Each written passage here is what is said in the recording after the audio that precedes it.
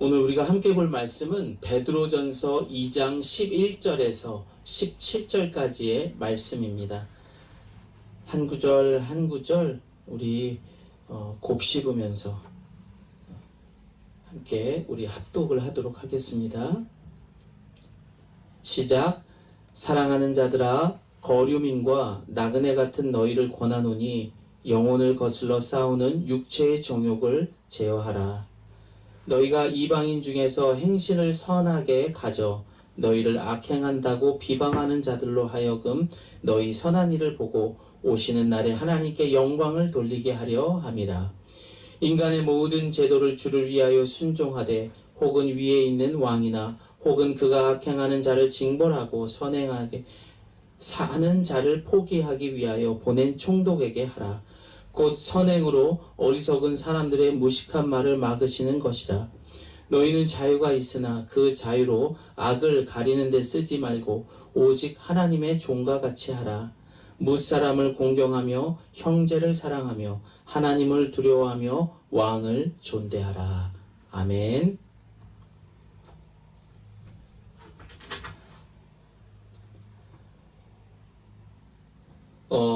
오늘 우리가 함께 보아야 할 이 베드로 전서, 저는 이 말씀을 묵상하면서 참으로 위기라고 말하는 이 시대에 우리 성도들이 꼭 한 번은 우리가 녹음하는 것 외에도 이것을 다 한번 읽어보셨으면 참 좋겠다라는 생각을 했습니다.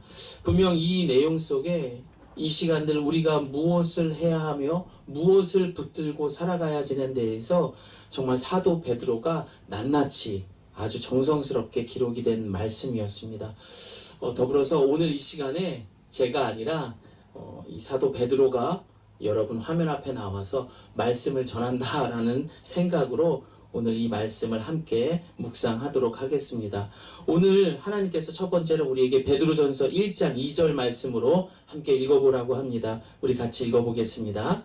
하나님께서는 오래전에 여러분을 선택하셨습니다. 그분의 거룩한 백성으로 삼기로 계획해 놓으셨습니다. 또한 성령을 통해 여러분을 거룩하게 하셨습니다. 하나님께서는 여러분이 그분께 순종하고 예수 그리스도의 피로 깨끗해지기를 원하십니다. 은혜와 평안이 여러분 가운데 넘치기를 기도합니다. 아멘. 그렇습니다. 우리는 일찍이 창세부터 죄로 인해 죽을 수밖에 없는 우리 인간을 위해서 하나님께서는 우리에 대한 구원의 놀라운 계획을 가지셨습니다. 그리고 그것을 실천해 주셨습니다. 이것을 우리는 조금 어려운 말로 예정이다라고 말을 합니다. 이 구원에 대한 사실을 이제 2000년 전에 눈에 보이는 것으로 해서 예수 그리스도를 통하여서 이 십자가 사건으로 우리의 모든 죄를 용서하셨고 또한 그 구원을 통해 이미 완성이 되었습니다. 아멘이십니까? 네. 이 말은 이미 죄의 값을 치르고 지불하셨다라는 의미가 있습니다. 그리고 우리는 이제 이 땅을 살아가는 사람들은 우리에게 허락하신 그 성령을 통해서 살아가야 됩니다. 그리고 그 구원이 점점 자라서 마치 천국에 들어갈 수 있는 거룩한 사람의 모습으로 성장해 가게 됩니다. 그래서 베드로전서 2장 2절을 보면 구원에 이르도록 자라게 하려 함이라 라고 성경은 이 구원이 완성되었지만 자라고 있다라고 말하고 있습니다. 그럼 이 구원의 과정과 이 결과는 과연 성도의 생각과 판단에 따라서 바뀔 수 있을까요? 이 구원을 위해서 구원을 깨닫게 해주시고 또 성경을 조명해 주셔서 그 성경의 말씀도 깨닫게 해주시는 그 성령님이 이 구원을 이끌어가는데 과연 실수를 하실까요? 여러분, 이 말이 무슨 말이냐?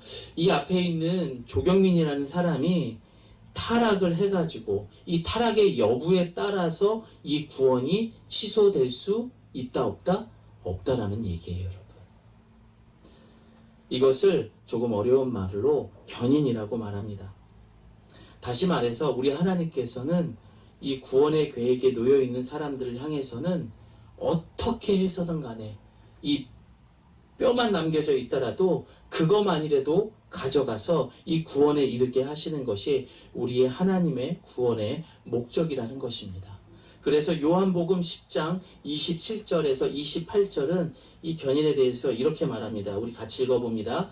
내 양은 내 음성을 들으며 나는 그들을 알며 그들은 나를 따르느니라. 내가 그들에게 영생을 주노니 영원히 멸망하지 아니할 것이요 또 그들을 내 손에서 빼앗을 자가 없느니라. 아멘. 여러분 어떻습니까? 우리가 이런 사람들입니다. 무슨 수를 써서라도 우리 하나님께서는 내가 너를 포기할 수 없다라고 하면서 우리를 끝까지 그 구원에 이를 수 있도록 우리와 함께 하시는 하나님이라는 것을 기억하시면서 비록 참 힘든 시간들을 보내고 있지만 여러분 이 기본적으로 우리가 성도의 기본이 이런 거다라는 것을 기억하면서 힘낼 수 있는 우리 예가교회 성도님들이 되시기를 소망합니다. 사실 이 고백이 확실치 않다면은요, 여러분 2000년 전에 우리 예수님께서 그 모든 물과 피를 쏟으시면서 십자가에 달려 죽으신 그 사건에 그거에 대한 우리의 신앙의 고백들이 흔들릴 수밖에 없다는 겁니다. 다시 말해서 하나님의 구원은 우리의 의지나 노력과는 상관없이 하나님의 주권입니다. 이것을 우리는 기억해야 됩니다. 저를 한번 따라해 보겠습니다. 나는 축복의 사람입니다. 여러분들은 엄청난 축복을 받으신 사람들입니다. 늘 그 마음속을 기본으로 품고 살아가셔야 됩니다. 자, 그렇다면은 이 자라나는 구원이라고 말했어요. 이 자라나는 이 구원을 간직하고 또한 이것을 실천하며 이것을 나타내고 살아가는 우리 성도는 어떻게 살아가야 될까요? 첫 번째입니다. 첫 번째는 바로 우리는 선교적인 사명이 있습니다. 이 구원에 대한 소식들을 우리의 많은 이웃들에게 전해야 됩니다. 두 번째로는 이 성도의 성장인 것입니다. 우리가 성장할 수 있는 가장 좋은 방법은 무엇이 있을까요? 사람들과 만나야 되는 겁니다. 그 사람들과 함께 밥도 먹어보고 같이 대화도 나눠보고 또 때에 따라서는 여러분 어떻습니까? 같이 어디에 가서 우리가 잠도 자고 같이 지내다 보면은 내 자신이 어떤 모습이라는 것도 알게 되면서 또한 우리가 그 사람들을 통해서 성장할 수 있는 것. 결국엔 성도가 성장할 수 있는 가장 좋은 방법들은요, 사람들과 만나야 됩니다. 사람들과 함께 있을 때 우리 성도들은 성장할 수가 있습니다. 그래서 하나님께서는 너희들 성장해야 된다. 성도들은 그냥 교회 안에서만 머무르는 것이 아니라 나가서 사람들을 만남으로 인해서 성장할 수 있다 라고 하기 때문에 우리에게 많은 과제들을 내주셨어요. 그 과제가 무엇입니까? 용서해라, 사랑해라, 그리고 이해해라, 덮어줘봐. 그리고 또 뭐가 있죠? 좀 기다려줘봐. 그리고 인내해라. 이런 것들로 인해서 우리는 하나님이 내주신 이 과제들로 인하여서 많은 사람들로 하여금 성장할 수 있는 것입니다. 성도는 잠시 머물다가 가야 하는 이 세상 속의 구원을 나타내고 표현되어야 합니다. 이것이 우리 성도의 목적이며 베드로는 이 구원을 아름다운 덕이라고 말하고 있습니다. 베드로전서 2장 9절 후반절을 보게 되면요, 우리 함께 읽어봅니다. 너희를 어두운 데서 불러내어 그의 기이한 빛에 들어가게 하신 이의 아름다운 덕을 선포하게 하려 하심이라. 즉 하나님의 구원을 잘하게 하고 드러내야 하는 우리는 이 땅의 아름다운 덕을 선포해야 합니다. 먼저 오늘 본문은 성도를 나그네와 거류민에 비교하고 있습니다. 이유가 무엇입니까? 우리의 삶, 이 육에 속한 이 세상은 결국 이 땅에서 잠시 머물다가 가야 하는 인생들이라는 이 얘기입니다. 그리고 우리는 첫째로 육체의 정욕을 이겨내야 된다라고 본문 11절은 말하고 있습니다. 나그네 인생으로서 우리들이 항상 싸워야 할 것은 바로 우리의 영적인 삶을 거스릴 수 있는 이 육체의 정욕과 늘 싸울 수 있어야 됩니다. 왜 그렇습니까? 우리가 이 땅을 잠시 거친다 해도 결국에는요, 이 육에 속한 이 세상에 우리가 살아가야 하기 때문입니다. 여러분, 오늘 본문을 기록한 사람이 누굽니까? 사도 베드로입니다.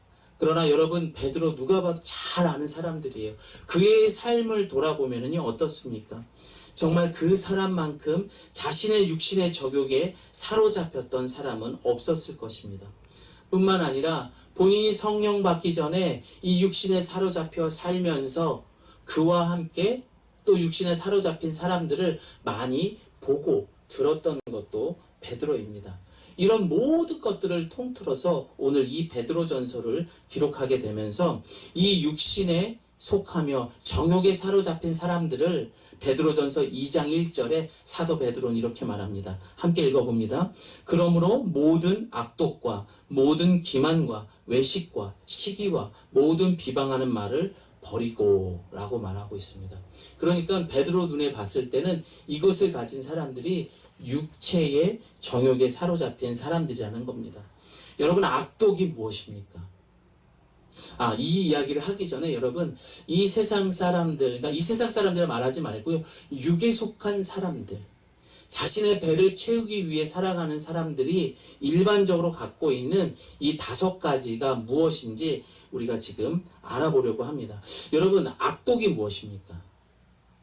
악독이라는 것은 천사의 얼굴을 하고 있지만 그 마음에는 상대방을 넘어뜨리고 그 사람을 죽이고 흉악하고 독살스러운 마음을 악독이라고 말합니다.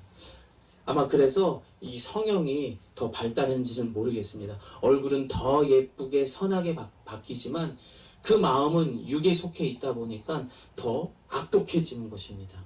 또한 두 번째로 뭡니까? 기만입니다. 기만은 상대방을 그럴듯하게 속이고 거짓말하는 것을 말합니다. 세 번째, 외식은 무엇입니까? 겉만 보기에 좋게 꾸며내는 모습을 말하고 있습니다. 대표적인 성경에 외식하는 자가 누구였습니까? 그렇죠. 바로 바리새인이었습니다. 그리고 또 뭐가 있습니까? 시기입니다. 시기는 샘을 내고 미워하는 것을 말하고 있는데 이와 비슷한 게 바로 질투입니다. 그런데 이 질투의 속성은 하나님이 갖고 있는 성격에도 있기 때문에 이거 비슷한 게 아니냐라고 말할 수 있습니다. 그러나 이 질투에서 방향이 틀어지게 되면 바로 시기가 되는 것입니다. 마지막으로 비방입니다. 이 비방은 남을 헐뜯고 비난하여서 말하는 것을 말합니다.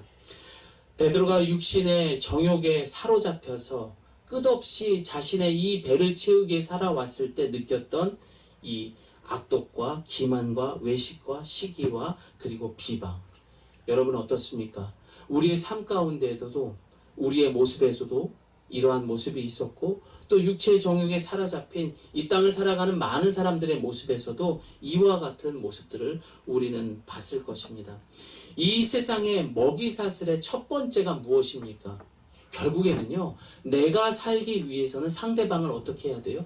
죽여야 돼요. 그리고 겉모습은 아무렇지 않지만 내 속 안에서 어떻게 하든 간에 그 사람을 죽여야지만 내 배를 채울 수 있는 거예요. 뭐 예를 들자면은 여러분 당장 돈 문제가 있습니다. 그런데 그 돈이 뭐 몇만 원이 아니라 수억이 달려 있는 거라고 한번 생각해 보십시오. 그리고 지금 이 순간 그 상대방을 넘어뜨리게 되면은 내가 굉장히 높은 사람에 올라갈 수 있다라고 한번 생각해 보십시오. 그렇다면 서슴없이 육에 속한 사람이라면 지금 우리가 이야기했던 악독과 기만과 외식과 시기 그리고 이 비방이라는 것은 아무렇지 않게 사용될 수밖에 없습니다. 여러분, 이 성경에서 누구보다도 오늘 본문을 기록했던 이 베드로가 이와 같은 모습에 속해 있었던 거예요. 자신의 경험이 있었기 때문에 오늘 우리에게 이렇게 말할 수 있었던 거예요. 그런데 베드로뿐만이겠습니까? 예수님 잘 붙들어 가지고 자신도 한 자리를 차지해 보려고 했던 제자들의 모습 또한 이러한 5가지의 모습들이 있었습니다. 그러나 다행히도 이 제자들은 오순절 성령을 받고 완벽하게 자신을 부인하면서 구원을 성장하고 키우는 사도들로 거듭나게 됩니다. 그리고 베드로의 설교를 통해 3천 명 이상이 이제 주를 믿게 됩니다. 그리고 구원을 진행하면서 가장 달라진 모습이 무엇이 있습니까? 사도행전 2장 44절에서 45절입니다. 함께 읽어봅니다. 믿는 사람이 다 함께 있어 모든 물건을 서로 통용하고 또 재산과 소유를 팔아 각 사람의 필요를 따라 나누어주며, 그리고 최초의 초대교회가 되어 이들은 하나님의 백성들을 향해 나아가 자신의 물건을 나눠주며 본격적인 선교적 사명을 위한 과제인 사람들을 섬기며 함께 이 구원을 성장시켜 나가게 되는 겁니다. 충분히 넘어질 만큼 넘어져 봤던 사람 누굽니까? 베드로였습니다. 죽고 싶을 만큼 사람을 배신해서 괴로워해봤던 사람도 베드로입니다. 육신의 그 정욕에 사로잡혀서 이 모든 것들을 저질러 봤던 이 사도 베드로는 바로 오늘 그러한 자신의 경험에 따라서 이렇게 살았더니 이렇게 되었더라. 너희들은 제발 그렇게 살지 말고 오늘 본문대로만 살아줘라고 우리에게 말하고 있는 것입니다. 자, 그럼 우리 오늘 본문 12절 우리말 성경으로 다 같이 한번 읽어봅니다. 여러분은 이방 사람 가운데 선한 행실을 나타내십시오. 그러면 그들이 여러분을 악을 행하는 사람들이라고 비방하다가 여러분의 선한 일들을 보고 하나님께서 돌아보시는 날에 하나님께 영광을 돌리게 될 것입니다. 그런데 이 선한 것을 하기 전에 기본적으로 우리 안에 완벽한 구원에 대한 확신이 있어야 되는 거예요. 그것을 잘할 수 있는 내가 성도라는, 그러니까 육에 속한 사람이 아니라 영에 속한 사람으로 살아갔을 때 하나님을 사랑할 수도 있고 이웃도 사랑할 수가 있는 거예요. 그저 하나님만 바라보며 이 반쪽짜리 신앙생활을 한 사람들은 뭔가 부족하고 결국에는 자기께 넘어가는 경우도 많이 있습니다. 그런 내용이 잘 담겨져 있는 영화 하나를 소개하려고 합니다. 여러분, 영화 밀양이라는 영화를 보셨습니까? 영화배우 전도연 씨하고 송강호 씨가 이 주연을 맡았던 영화입니다. 극중에서 이 전도연 씨는 자신의 하나밖에 없는 아들이 유괴가 되고 그리고 살해가 됩니다. 참으로 암담한 그런 역할을 맡아야 했던 그런 역할을 맡아야 했습니다. 이 아들이 죽게 됩니다. 그리고 뭐 생각만 해도 상상할 수 없는 이 상황들을 그는 정말 이제 정신 나간 사람처럼 살게 되는 것이죠. 그런데 주변의 이웃들의 관심과 그리고 극중에 이제 주연을 맡았던 송강호 씨에게 따뜻한 마음을 가진 그 남자의 사랑으로 이는 이제 결국에는 이 전도연 씨는 교회를 이제 가게 됩니다. 그리고 하나님을 만나게 된다라고 말을 하지요. 그리고 그곳에서 한없는 통곡을 하며 눈물도 흘려보고 뭐 기도도 해봅니다. 그리고 그 마음속에 자신의 아들을 살해한 이 살인자를 이제 교도소로 만나러 가고 용서하고 그에게 복음을 전하겠다라는 엄청난 결단을 합니다. 뭐 쉽지 않은 거죠. 그리고 나서 교도소를 안에 들어가서 이제 아까 보셨던 그 내용의 한 장면도 제가 사진으로 담아놨는데 이 범인을 만나게 되죠. 그런데 생각보다 범인의 얼굴도 참 좋아 보입니다. 그리고 이야기를 합니다. 내가 하나님 앞에 용서받은 사람이다 보니 당신도 내가 용서하겠다라고 이야기를 합니다. 그러면 그냥 듣고 정말 감사하다라고 말하고 하면 넘어가면 좀 괜찮을 텐데 이 범인이 그 앞에서 자신도 감옥에서 하나님을 만나고 그리고 나 같은 죄인도 용서를 받았습니다. 그래서 하루하루를 평안하게 살아가고 있다라고 이 주인공 엄마에게 이렇게 이야기한 것입니다. 여러분 어떻습니까? 만약 여러분의 입장이 전도연 씨의 입장이라면 어떻겠습니까? 극중에 그 엄마의 모습이라면 어떻겠습니까? 이게 들릴까요? 말도 안 되는 소리죠. 내가 용서하지도 않았는데 누가 너를 용서해? 결국 극중에 그 엄마는 교도소에 들어갔다가 이 들꽃을 하나 꺾어와서 주려고 했던 것을 다시 들고 와서 이 교도소 앞에서 기절하게 됩니다.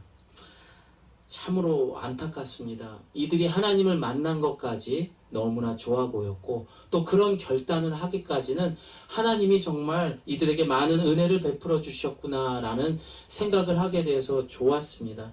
그러나 이들은 반쪽짜리였습니다.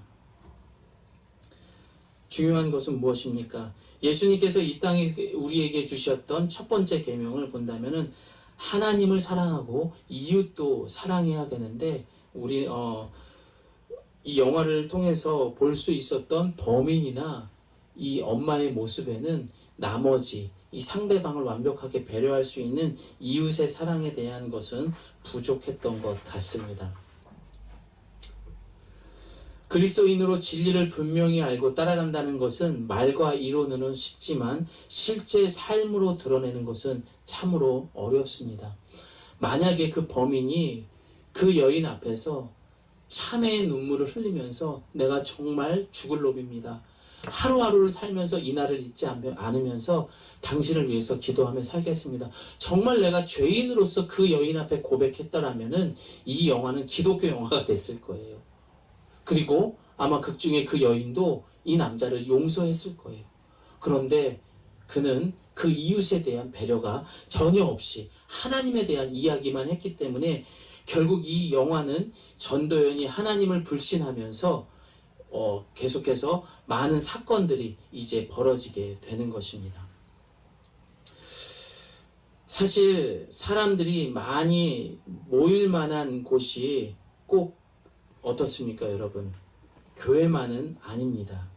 그런데 지금 이 세상은 교회로 향하여서 많은 질타와 또한 많은 그런 관심을 갖고 있습니다. 결국 우리 성도가 이 나그네와 같은 삶을 살다 보면은 이 육에 속한 이 세상을 살아가야 되는데 분명 우리의 이웃을 모르고 하나님만 바라보고 살아간다면은 이런 실수들을 할 수밖에 없습니다. 방금 말씀드렸던 것처럼 이러한 모습들이 지금 사실 드러나고 있어요. 사람들이 모이는 곳이 교회만 있습니까? 여러분 아니에요. 운동시설도 있고요. 또한 야간에 그런 술집 같은 데도 그렇고 많은 사람들이 모이는 곳이 있어요. 그런데 유독 대한민국 정부와 대한민국 국민에는 이 교회가 마치 가시처럼 느껴지는 거예요. 곳곳에서 예배를 중지하라. 이를 어길 경우에는 강하게 책임을 물겠다. 이런 이야기들을 하면서 이 교회에 대한 이런 문제들이 많다는 거예요. 저는 지금 불만을 이야기하는 것이 아닙니다. 결론적으로 지금의 현 상태를 말씀을 드리면요. 지금 이 기독교는 엄청나게 욕을 먹고 있고요. 엄청나게 지금 신뢰도가 떨어지고 있다라는 거예요. 여러분 이야기를 처음으로 돌려봅니다. 하나님께서는 창세전에 죄로 죽을 수밖에 없는 우리를 향한 구원에 대한 계획을 갖고 끝까지 인도하신다라고 약속을 하셨습니다. 그리고 성령을 통해서 이 땅을 살아가면서 하나님도 사랑하지만 이웃도 사랑하라고 말씀하셨어요. 그런데 지금 우리는 이것들이 지켜지지 않는 것 같습니다. 사랑하는 우리 예가교회 성도 여러분, 그래서 우리는 매일매일 성경을 지금 녹음하고 있잖아요. 그렇죠? 그런데 이것뿐만이 아니라 이 성경을 통해서 지금 우리가 이 상황에서 성도로서 무엇을 어떻게 해야 할지 말씀을 통해서 지혜를 구해야 되는 것입니다. 그래서 베드로전서 2장 2절에는 우리에게 말합니다. 함께 읽어봅니다. 갓난아기들 같이 순전하고 신령한 젖을 사모하라. 이는 그로 말미암아 너희로 구원에 이르도록 자라게 하려 하심이라. 성도의 본분이 뭐라고 했죠? 구원을 자라게 해야 됩니다. 우리가 지금 이 구원이 자라게 하는 이 과정들을 많은 사람들 앞에 보여줘야 되는 거예요. 그런데 지금 어떻게 됩니까? 자라기는커녕 보여주기는커녕 지금 우리 기독교의 신뢰도는 점점 떨어지고 있습니다.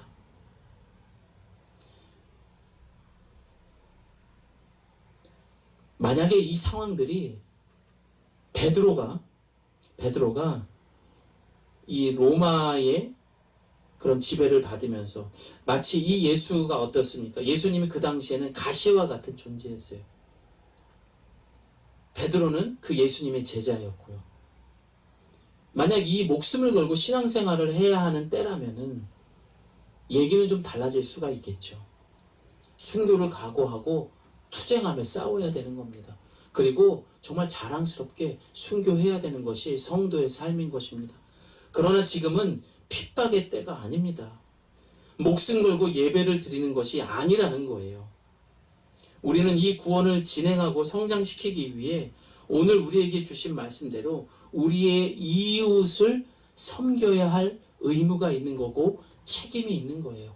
그들에게 모범이 돼야 된다는 거예요. 그들이 피켓 들고 예배를 중지하라, 우리 불안해 죽겠다라고 하면 그들의 불안을 덜어줘야 하는 것이 우리의 역할이라는 거예요. 베드로전서 2장 16절 말씀으로 우리는 자유인으로 살아야 된다라고 말합니다. 그렇습니다. 이것을 선택하는 것은 우리의 자유입니다. 그러나 여기서 말하는 그 자유는 무엇입니까? 자유를 악으로 행하는 구실로 삼지를 말고 하나님 섬기는 것에 사용하라는 의미에서 자유하라라고 이야기한 것입니다. 분명 여기서 악을 행한다는 것, 그 계명을 지키는 데 있어서 누군가를 시험에 들게 하고 누군가를 불안하게 한다면은 그건 분명 악이라는 것이에요. 여러분, 우리에게 주어진 이 자유를 어디에 사용하시겠습니까? 악을 위해 사용하시겠습니까? 아니면 오래전에 구원의 보장을 받고 성도라고 부르심 받은 그 구원을 드러낼 수 있는, 그것을 구원을 성장시키는 데 사용할 수 있는 그런 자유를 사용하시겠습니까? 여러분, 우리는 정말 지혜롭게 행동해야 돼요. 그러나 결단코 오늘 말씀을 통해서라면은 우리의 이웃이 절대 불편해하지 않도록 우리는 늘 그들 앞에 모범이 되는 삶을 살 수 있는 우리 예가교회 성도님들이 되셔야 됩니다.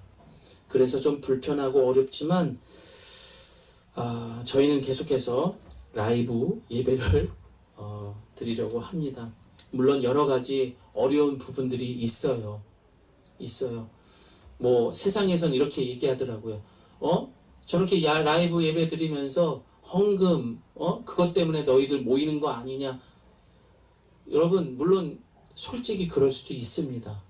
그러나 그럼에도 불구하고 우리는 저들을 섬길 수 있는 의무가 있기 때문에 충분히 모든 것들을 감당할 수 있는 교회가 돼야 하며, 하나님의 뜻이 무엇인지 이때 더 많이 우리는 기도하고 우리는 지혜롭게 행동을 해야 됩니다. 분명 저들은 우리의 적이 아닌 우리가 섬겨야 할 하나님의 백성임을 잊지 말아야 됩니다. 그리고 이때를 통해 순전하고 신령한 말씀을 통해 이 구원의 성장을 위한 노력을 해야 하는 것들을 우리는 잊지 말아야 됩니다. 그래서 우리 예가교회와 성도님은 인간의 모든 제도를 순종하며 그리고 왕이 보낸 관리에게 복종하며 노력해야 된다는 것을 기억하시기를 바랍니다. 아멘입니까? 그러니까 여러분들 곳곳에 모였을 때 정부에서 이런 방침이 나왔더라, 누가 이런 이야기를 했더라, 이런 거 가지고선 여러분 막 같이 불평불만을 하지 말라는 거예요. 그런 이야기가 났으면 이유가 있겠지. 오히려 그 속에서도 정말 이를 위해 애쓰고 수고하는 의료진들을 응원하는 이야기를 하고 서로 힘들지 위로하지 격려할 수 있는, 앞장서서 그런 선봉에 서서 그들을 위로할 수 있는 역할을 해야 되는 게 우리의 본분이라는 거예요.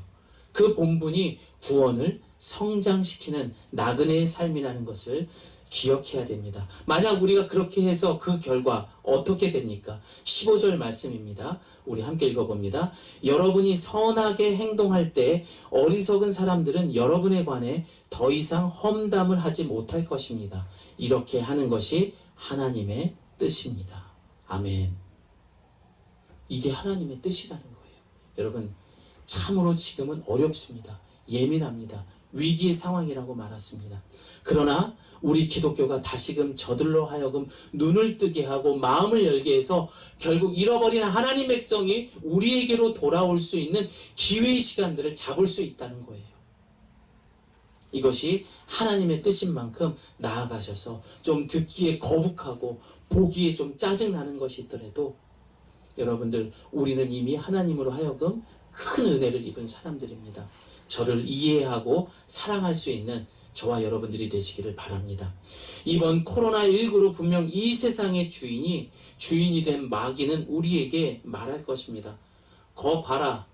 너희들 이 질병 하나로 너희들이 할 수 있는 것은 아무것도 없어. 심지어 나는 이 예배조차도 멈출 수 있는 힘이 있는 나라는 것을 우리에게 말하고 있을 것입니다. 그리고 너희들은 앞으로도 내 앞에 무릎을 꿇어야 된다라고 이 마귀는 우리에게 말하고 있을 것입니다. 마귀는 이 사태뿐만이 아니라 계속해서 유계속한 이 땅을 향하여 그의 힘을 과시할 겁니다. 그러나 이미 앞에서 이야기한 것처럼 우리를 향한 십자가의 구원의 계획은 절대 흔들림이 없다는 걸 기억하셔야 돼요. 이럴수록 우리는 그 흔들림 없는 십자가의 신앙 고백을 통해서 이 땅의 성도로서 우리에게 주신 그 사명들을 감당할 수 있어야 됩니다. 여러분, 왜 그렇습니까? 아까 말씀드렸잖아요. 내가 너를 뼈만 남겨서라도 끝까지 구원에 이르게 하겠다라고 우리 하나님께서 그 구원에 대한 놀라운 계획을 우리에게 베풀어 주셨습니다. 우리는 은혜 입은 자들이에요. 때로는 내가 너무 힘이 들어요. 다 포기하고 싶어요. 그러나 우리 주님도 말씀하십니다. 그래, 너도 멈췄니? 나도 함께 멈출게. 그리고 기다려줄게. 그리고 우리 주님이 말씀하십니다. 얘야, 아직 멀었니? 같이 가자.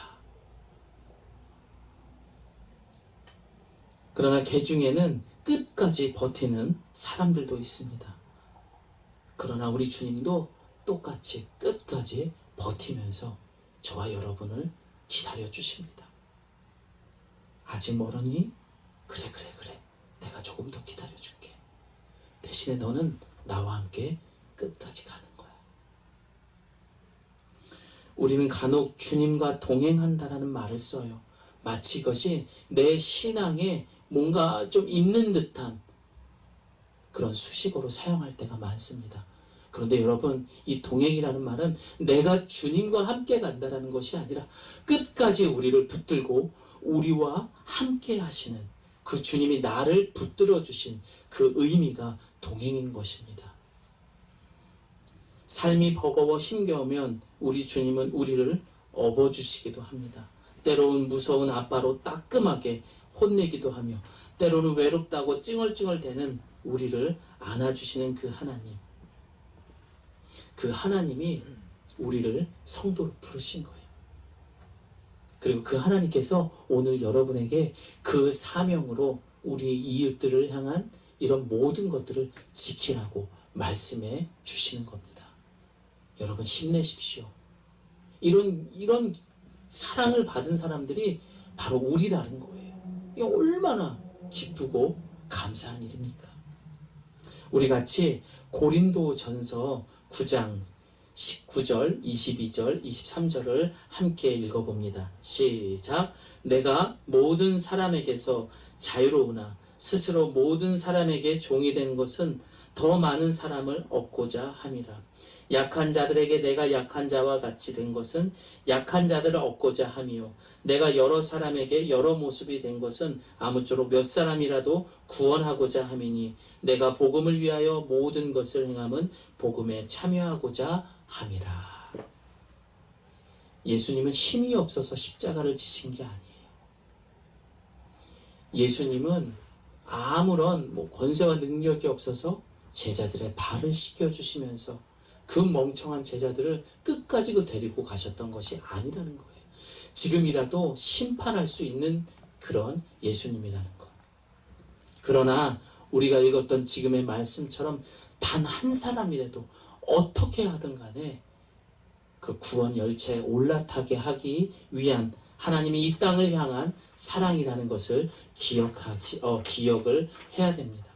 우리는 또한 그 하나님의 그 사역의 동역자로서 성도라는 이름으로 부름받은 거예요. 이제 마지막으로 재미있는 이야기 하나 해드리고 마무리를 하겠습니다. 이 어느 날 마귀들이 이제 다 모여가지고요 회의를 하게 되었습니다. 야, 어떻게 하면 저 세상을 완전히 무너뜨릴 수 있을까? 저 그리스도인들마저, 저 성도들마저 어떻게 하면 무너뜨릴 수 있을까? 이들은 회의를 하기 시작을 했습니다. 어떤 젊은 마귀가 이야기를 했습니다. 야, 그러면 우리 저들을 다 죽여버리면 어떨까? 그러자 한 마귀가 말합니다. 순교는 교회의 씨가 된다. 절대 그래서는 안 된다. 교회만 더 늘어날 거야. 그러자 또 한 마귀가 이야기합니다. 저들을 감옥에 가두는 건 어때? 어이구, 무슨 소리 하는 거야? 너 2000년 전에 사도 바울 감옥에 가둬둔 거 못 봤어?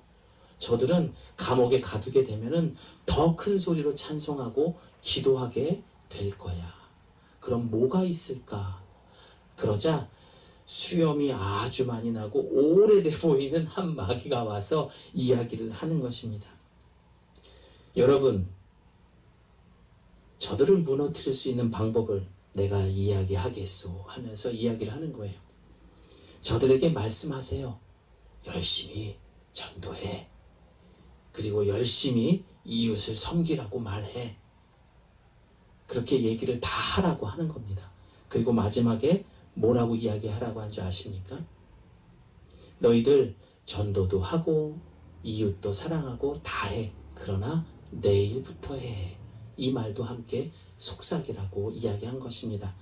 그 자리에 앉아있던 모든 마귀들이 박수를 치면서 내일부터, 아니 지금 당장 지금부터 우리 그리스도인들을 이렇게 시험에 들게 한다라고 이렇게 결정을 했다고 합니다. 사랑하는 예가교회 성도 여러분, 여러분은 오늘 다시 한번 베드로전서를 통하여서 주님이 주시는 말씀을 통해서 내가 누구인지에 대해서 알았어요. 여러분 성도예요. 예수님께 그 피값으로 바꾸면서 여러분들은 하나님의 놀라운 은혜를 입은 사람들이에요. 그리고 주님께서는 오늘 우리에게 말씀하십니다. 그 구원은 성장하는 거다. 그 구원을 나타내고 보여라. 그러면 그 구원을 누구에게요? 지금 이 코로나19로 힘겨워하는 우리 이웃들에게 보여줘야 되는 거예요. 그래서 저는 이번 주에 이 교회 주변에 있는 분들에게 작은 손편지를 써서 이 비타 500을 좀 돌려볼 생각입니다.